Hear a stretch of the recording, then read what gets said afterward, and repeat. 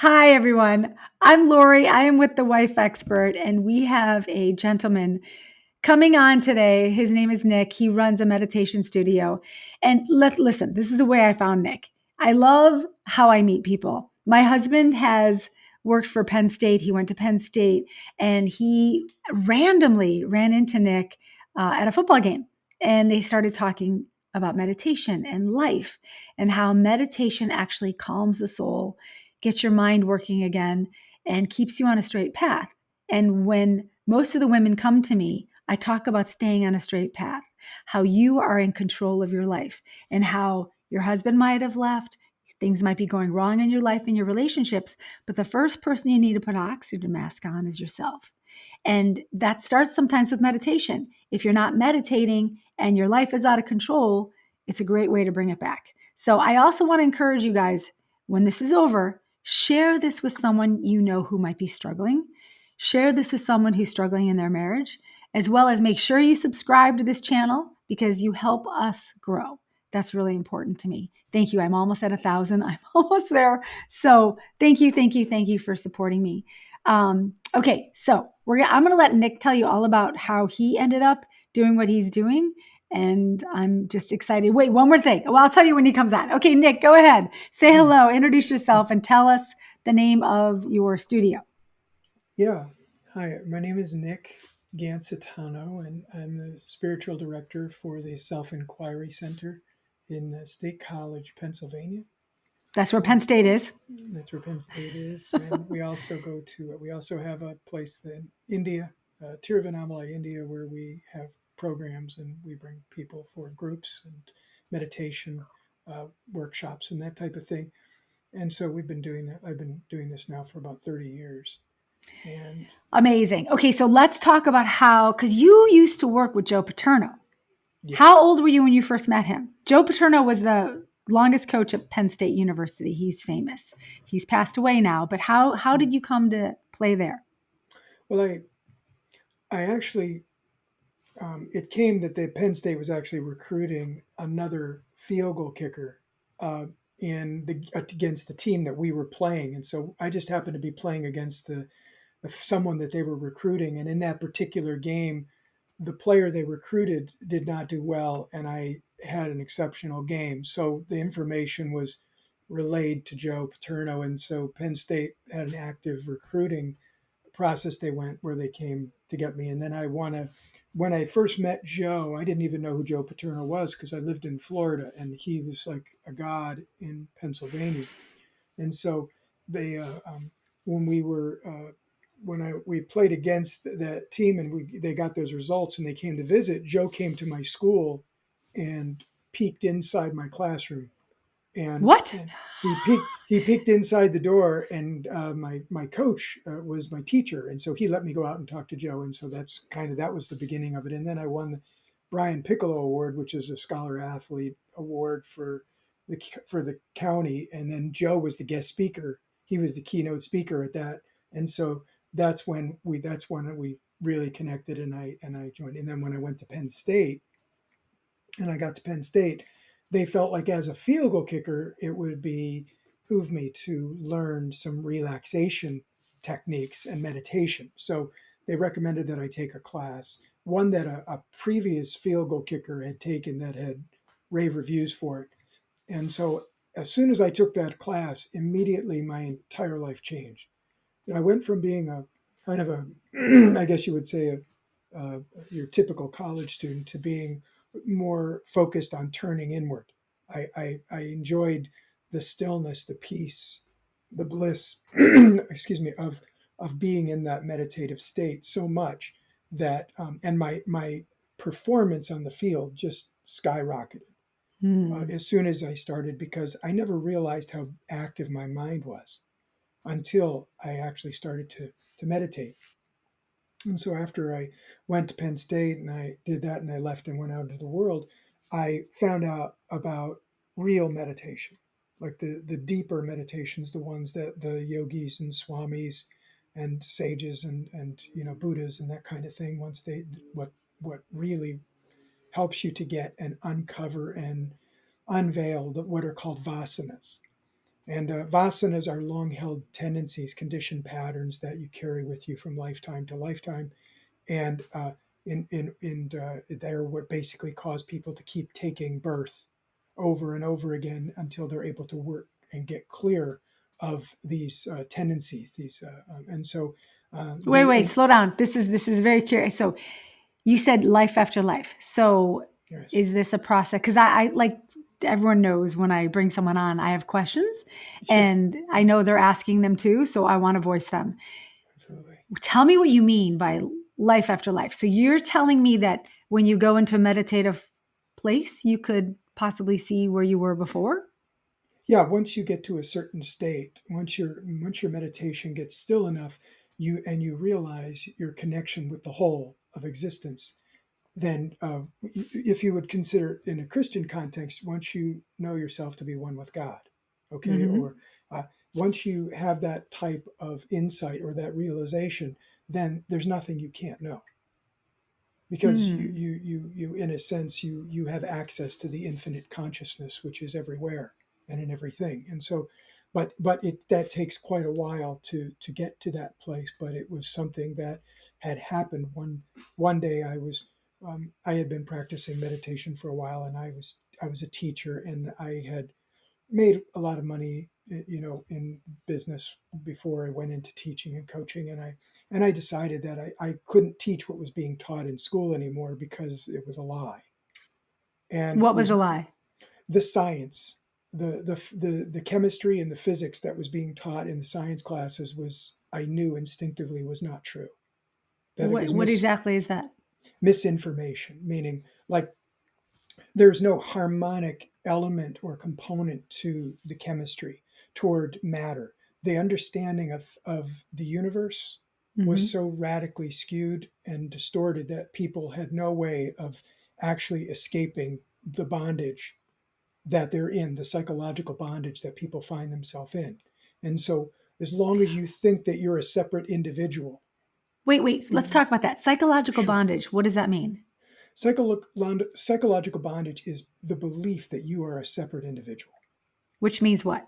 which How means does that, okay, so like for instance, as long as you are oblivious to the space that's around you, meaning as long as you think you're a separate physical individual body, that and that you are bound and controlled by your thoughts and your insecurities and your fears, as long as those exist in your mind, you cannot know the truth of who you are. And so every spiritual process, every spiritual path, authentic spiritual path, the primary function is to shed yourself of these vasanas. The vasanas are the long-held patterns or tendencies. They're belief patterns that come with you lifetime after lifetime after lifetime until you've evolved to a point where you no longer are going to be stuck in the dimensionality, the physical density that you currently live in, where you are afraid of things, where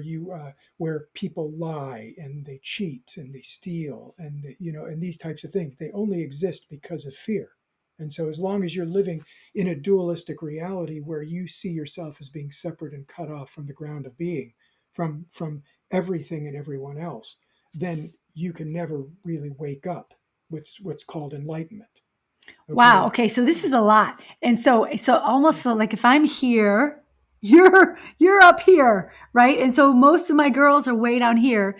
The girls that follow me, so I'm gonna try to bring up your because you're smart, and if someone's gonna even get into meditation, that's way down here. You're way up here. So let's just make that clear. I I want to understand something. When you talk about someone who might be, let's say a partnership where someone has a partnership with a man or a woman, and that other person is lying to them and cheating with to them. What can that person do to move themselves in a way so that that doesn't bother them? Right. That they can Right. live in the space that they share, or if they share kids with that person and they live with them, how can they live in a harmonious zone where they're going to be okay Right. Okay. using their mind? Now this may be a little bit difficult to grasp at first, but it is the principle, it's the primary root principle of all relationships, in my experience. And like I said, I've been doing this for 30 years. And that is to see yourself in the other person. So, in other words, Okay. whatever you're seeing in the other person is an area in yourself that you have not accepted yet. So Huh. let's just say that um, I don't know, I don't know what the primary, Cheating, lying, someone's so cheat. lying. Okay, so say someone cheats. Okay, so someone, they may, um, the key to a relationship, first of all, is to accept the person exactly the way they are. And so if somebody is cheating on you or somebody is dishonest, there's a good reason why they are. They're not trying to be that. No, like, Socrates said, right, that nobody intentionally does wrong. It's because they're incapable of doing better. If they could do better, they would do better. They would never choose to intentionally hurt someone or damage the quality of their own life. And so I believe that. so once if we can come from a place of compassion, which is just to see ourselves in others. And now again, this is challenging when you're if you haven't been meditating, but as you begin to meditate, as your mind becomes more and more still, you're able to actually recognize that, wow, everything is a reflection of me. And so in order to see that, now again, this is conceptual at first, but eventually it becomes something that you have direct insight into and you can recognize. So the way to start off is in all of your communications with people. Most people's objective in communication is to get their point across to the other person so that they can understand what it is that I have to say. Like if they could just understand me, then they wouldn't be such a jerk. Okay. All right. And so, which is, the problem with that is that that's what's taught in our world. That's what's taught in society. It's what's taught usually by our parents. It's usually what we see in our parents, what we see in our friends, or what we see in, movie characters on TV or whatever it is. And so, but the real key is to ask questions and listen. If we can become a master of asking questions and listening to what the person says, whether we're intimately involved with them or if we're just a colleague, we learn so much more and we gain so much more out of the relationship. And so the ears uh, are taking energy in. The mouth is projecting out. And so as long as our mouths are running, we're not learning anything. Yeah, true.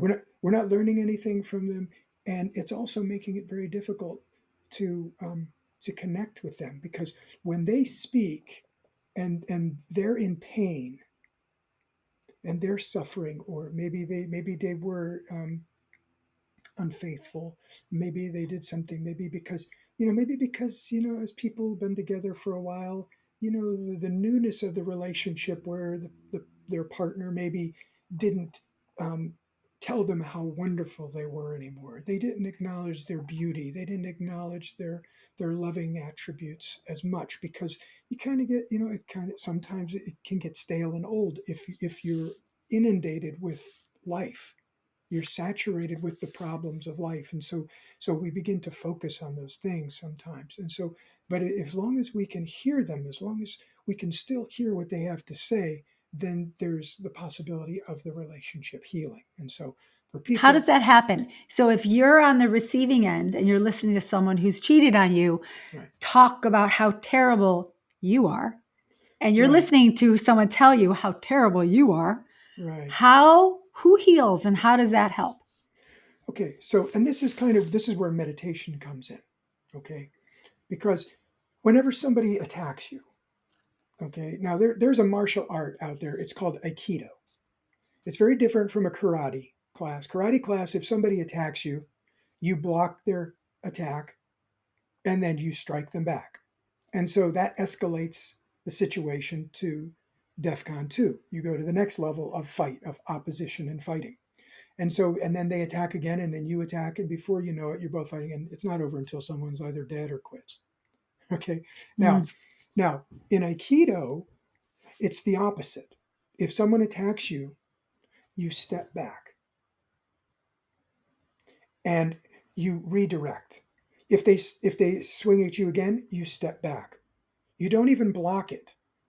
You just step aside and redirect it and let the arm, if it's coming this way, you just push it to the side. You don't even have any resistance, because wherever there's resistance, right, there's going to be conflict. And you're never going to heal as long as there's resistance. In fact, there's a saying, the man or woman who resists nothing is the most powerful person in the world, Hmm. because they cannot be hurt. And when you know you can never be hurt by someone else, you have unlimited power, unlimited strength, unlimited clarity of insight. Okay, so I'm leaping to another place because that was great. Sure, Because I know someone will say, but wait a minute, because I take a lot of calls from women. sure. That hurt me. He needs to know that hurt me. Yes. How do you take Aikido? And I'm spelling that Akito. Uh, uh, Aikido, yes. Oh, Dio. Aikido. Mhm. Okay, Dio. How do you decipher? Because I talk about labeling, like, oh, when someone hurts you, that's you deciding it hurts you. Is that Right. a choice? I know meditation comes into play here, but I'm curious your thought, like what you share with people. Okay, so now there's different stages. And so I just want to be clear. There's the highest stage where you acknowledge that, first of all, you want to look at the pain.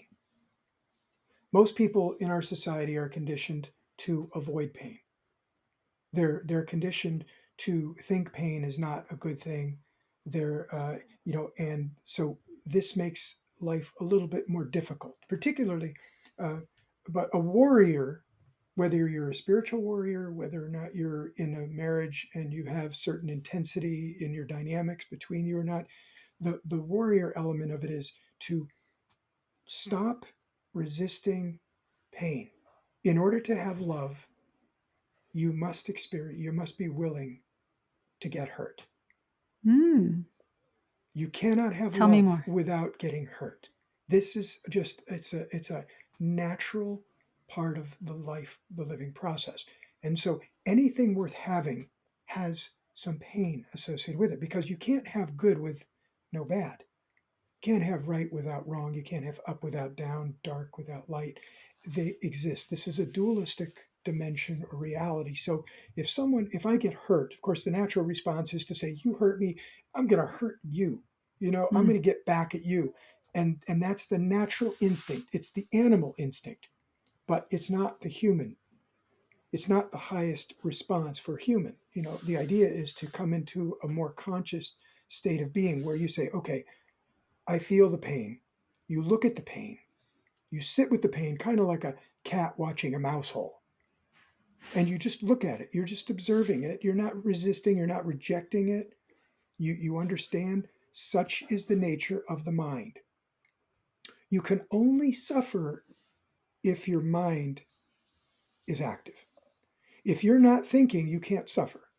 Even if you have a broken bone or you got shot, if you pass out or you go to sleep, you don't experience pain or suffering in deep sleep. And that's because your mind is not active. So the key is, can you get to a place where your mind is not active, where you're not running all the old tapes in your mind that play, oh, this is what they did this, they should never have done that, why did I get involved with this person, they're a jerk, I hate that all, and all this drama starts going in the mind. But if you say, who's thinking this thought? Forget about what the thought is, it doesn't even matter. Because thinking about the problem doesn't make the problem go away, it doesn't make it better. All it does is it just escalates. And so you say, who's having this thought? I am. I am. Who am I? And you find out, who is this I? What is this I? And you inquire. And so in this way, it's different from meditation. Meditation is more of like a lullaby. It's more like kind of like calming yourself down a little bit, making yourself more peaceful, but it's not transcendental. The self inquiry, you actually look at the one who thinks they have the problem. So when I have a problem, I, if I can find out what this I is and I can get behind this I thought, right, then I can free myself from any problem, whether it's physical, psychological, emotional, whatever it is. And so this requires regular practice. And so that's what I do. This is what my wife and I do in our center. We help people, we help them to produce the most, I guess you would say, the strongest or the highest level of warrior spiritual practice that there is, which is don't get caught up in the drama, don't get entangled in other people's problems, don't make what they've done your problem, and then of course once you get clear on it and you see what's going on in your mind, who's where this I am, who am I, now you're focusing on who am I. As soon as you start focusing on who am I, you're no longer thinking about what the problem was. You've done a pattern interrupt. You completely changed the flow of your consciousness, and now you've gone into what the real source of the problem is, which is the I, the ego. The ego is what gets upset when somebody does something. It's not the spiritual dimension of your being. It's not the inner, because it's all one consciousness. Everything is connected. It's all the one. And I won't go into that here with this at this level, but at some later point, we can always go into that if you want to and talk a little bit more about how everything is connected, and so that people can have their own direct insight or experience with that, because nobody can conceptually explain that to you. You have to have your own direct insight, which is, so but the idea is for you to not resist whatever it is that's happening, to just put your hands down, just be with what the person is saying. And if the person's going to, of course, they're going to want to justify and rationalize their point of view. Most people want to be heard. Most people have never been heard. In fact, not their parents didn't listen to them. Their boyfriends, girlfriends have not listened to them. Their lovers, their spouses haven't listened to them. Their children don't listen to them. So who's going to listen to them? Well, that's where you come in. Because if you can be the one person who cares enough about them to listen, to hear them when they're in pain, especially when they're in pain, then you can transcend. Then you can go beyond, and you can reach those levels of relationship, of love, the ones that we only hear, that people only hear about, that they only fantasize about. But it's unrealistic to expect that if you're not willing to go through the difficult times, that you're going to attain to the higher levels of love that people fantasize about. It's because there's no way that two people born out of different genetic pool, they had different parents, they grew up in a different, maybe they were born in a different city or different state, different house, different number of siblings, your environment, maybe different religions. Everything is completely different. So there's no way, it's not practical to expect that those people are going to see eye to eye on anything. The fact that any two people in the world can even see eye to eye on anything is a miracle. So if you can just say, wow, how can we accept one another exactly the way you are? And my wife Penelope and I, we attribute the success in our relationship that the key is that we accept each other exactly the way we are, no matter what they do, no matter what's going on for them, no matter how angry they may get at something that the other person does. Who's upset? I am. Who am Okay, I like that. Okay, so there was like 1,000 times I wanted to interrupt you to go, wait, what about this? But I wanted to get a train of thought here. Sure. When you talk about the I, because so I just so everyone knows, my husband set up this meeting to meet Nick and his wife and have a little session in their studio. And for the first time in my life, I think I fell asleep sitting on a couch with strangers. Mm. It was amazing, very relaxed, and my son was there too. It was just a really cool experience. But there's so much to learn. And I remember that day when you said, get behind the eye. And, am I getting behind the I or am I getting behind the I? Because I know sometimes when people talk about meditation, there's all these levels. So can you explain a little bit more about that? Because when you get behind the I, if the I is hurt because something is happening. Husband is leaving. Husband is ignoring the kids. Husband doesn't have a job. How can you walk me through that? Because you said there goes the flow. Step back and let the flow go by. I understand that, but from your level, can you explain that to my listeners? Yes. Okay. So, thank you, Laurie. Yeah. So let's backpedal a little bit and let's go back to the basic root of what is called self-inquiry. So, if you could close your eyes and I'll just do it. and be completely relaxed wherever you are. Doesn't matter So who you everyone are. do this wherever you are. Okay, go ahead. Close your eyes. Yep. Everyone can do this. This is the most simple thing. In fact, it's your nature. You were born with this ability. So now it's pitch black. There's no doors. There's no windows. There's no light at all, and you're in this room. It's pitch black. And someone outside the room knocks on the door, and they say to you, "Is my book in there?" Now, of course, it's pitch black, so you can't see anything. You can't feel anything. You're just like, "Well, I don't know. I can't see anything." And now they say to you, "Are you in there?" Now, Mm, even though you can't see anything, you still know that you're there. You know that you exist. You feel I am. I am here. I don't know what I am here. It's not my body. It's not my but I exist. Like my sense of presence, my existence is here.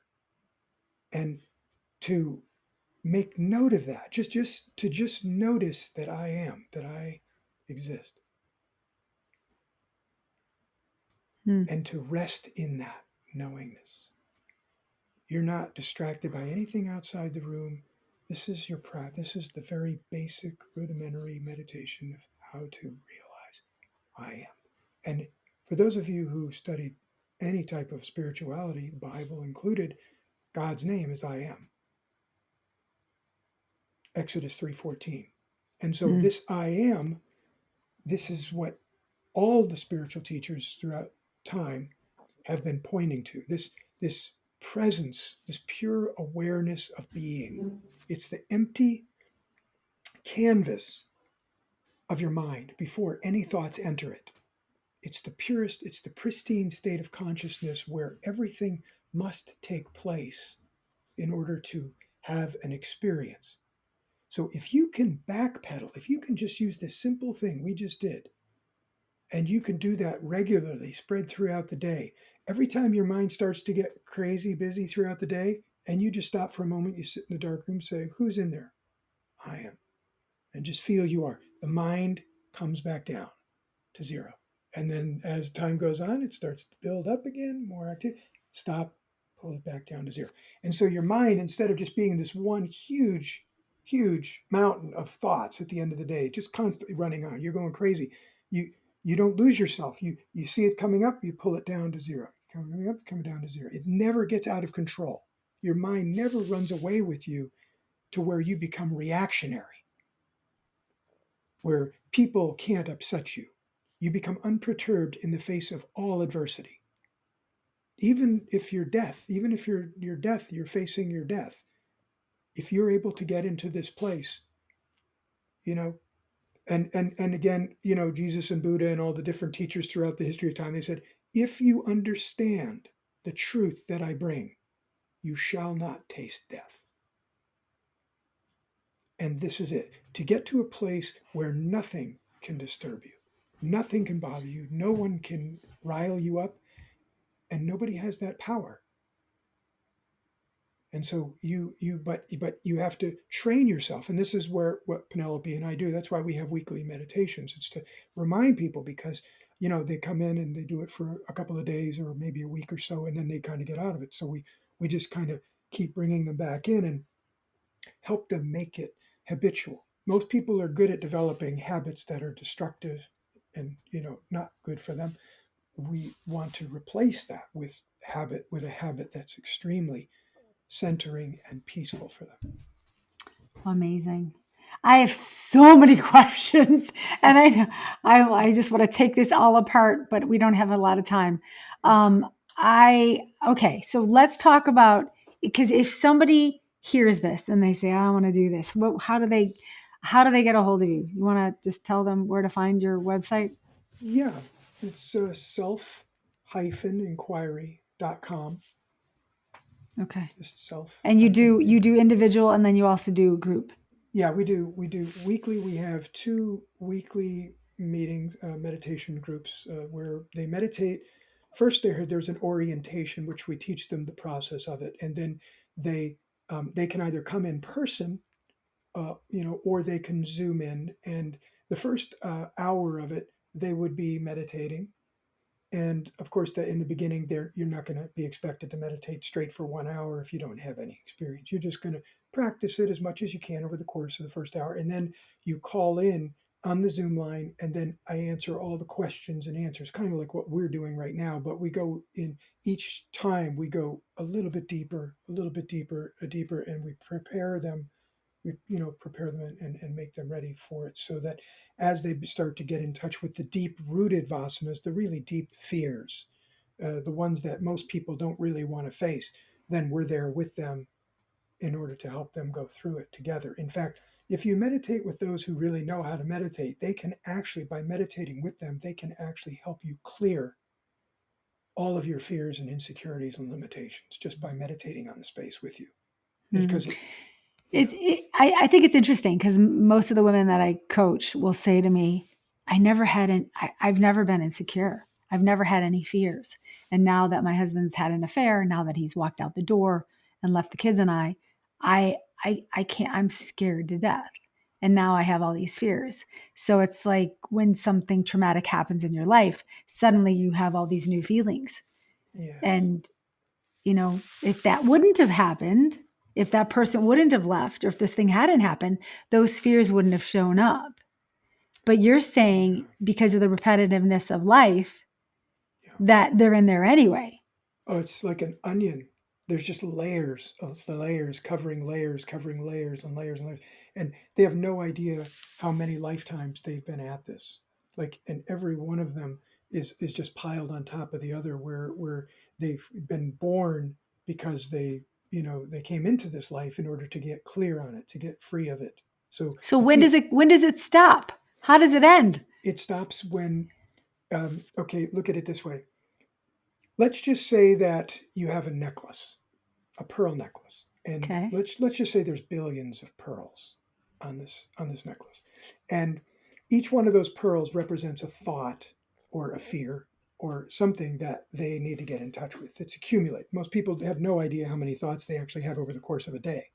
You have millions, but so let's just say you have this pearl necklace, and so if you go through with a hammer and you try to shatter those pearls one at a time to get rid of them, so that you're free of that fear, and then you're free of that next fear, and then you're free of the next pearl fear, you're free of the next one. If you went through that systematically, it would take you an eternity to do that. Okay. But if you were to cut the string, all the pearls would fall off. All your fears, all your insecurities would drop away. And the string is just the I thought. So if you're able to get hold of the I thought, which is what the self-inquiry is, it's helping people to be able to fix their attention on the I thought so that they can scorch the string. They can burn the string. It's kind of like chopping a tree down. If you want to get the whole tree and all the branches, just chop the whole tree down. Don't prune the bush, because then it just comes back thick and bushier, and you just get more thoughts and more problems and more issues. That's Hmm. why you can never solve the problems of the mind using the mind. That's like the thief dressing up like the police chief to catch the thief. That's funny. Is never going to do it. It's because it's not in its best interest. The ego wants to stay in control. It wants to think it's in control. That's part of the dynamic of the psyche. And so in order to get free of the ego and its tendencies, you have to get behind it so that you can watch it.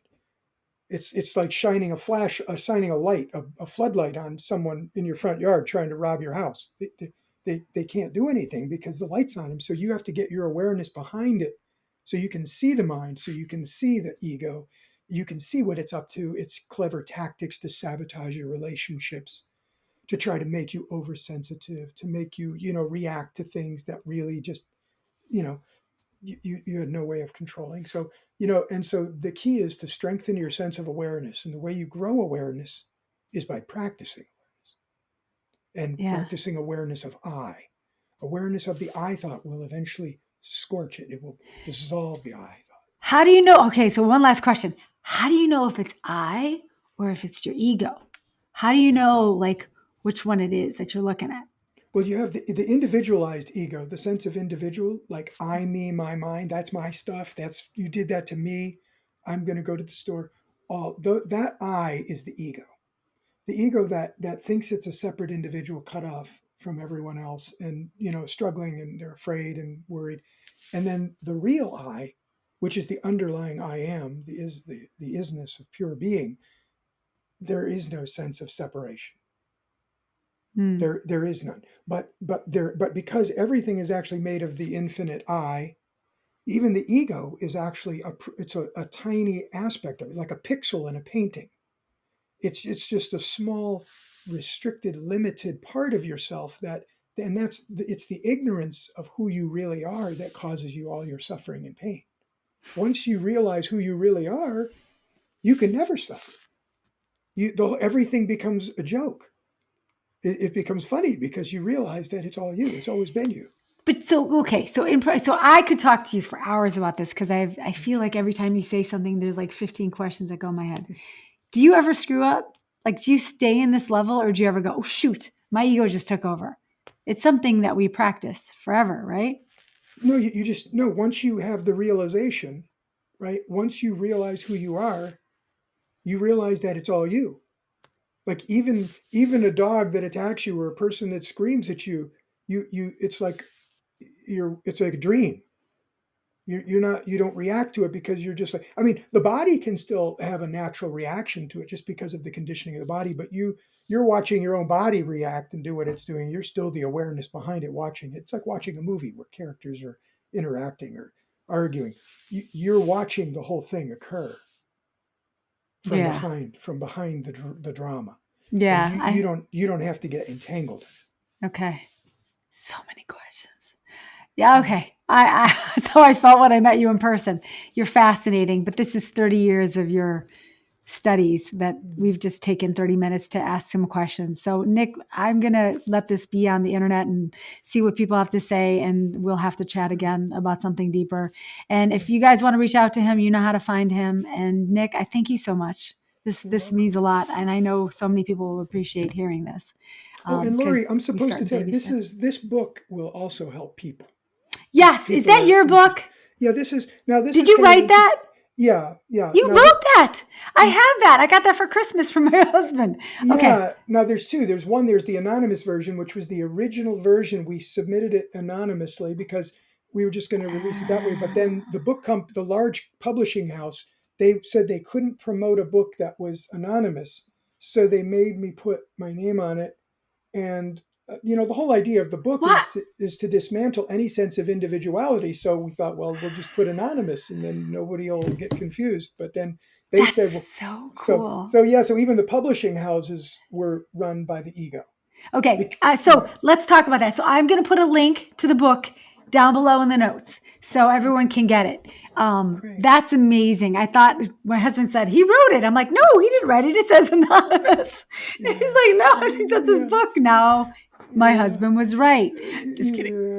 yeah. There we go. Ego. Well, Okay. when people So, call, they can ask for Penelope when they call okay. that number, and she'll help them get into orientation. Okay. They can learn, what we do, and it's a very simple process for them. It's awesome. Meditation is key to keeping. It's worked for me, and I'm grateful. So thank you so Mm, much, Nick. Thank you, and I it's will my talk soon, I'm pleasure. sure. Wow. Okay, I know most of you were listening to me or seeing my face going, "Oh my gosh, she has so many questions." I had so many questions. There's just so much to talk about, and the reason I did this today was because I wanted you to have just a beginning of what meditation looks like. Nick is a great example of what you can do if you want to reach out to him, learn a little bit more. The minute you stop your mind from getting on that rabbit wheel, is he coming home? Is this happening? That affair partner, this, that, it's just like, it'll make you sick and crazy. And you don't want that. You know, I'm always here to help you. But if you want to get on a meditation course, I would reach out to him or at least get that book. I'm putting it down in the notes. Please make sure you subscribe to me.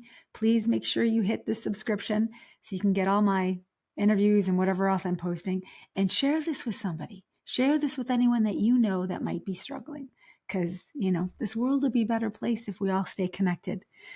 Thank you so much for supporting my channel. And I am so grateful that you guys keep coming back for more.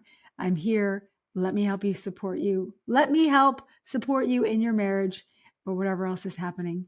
And I'll see you next time. Thank you.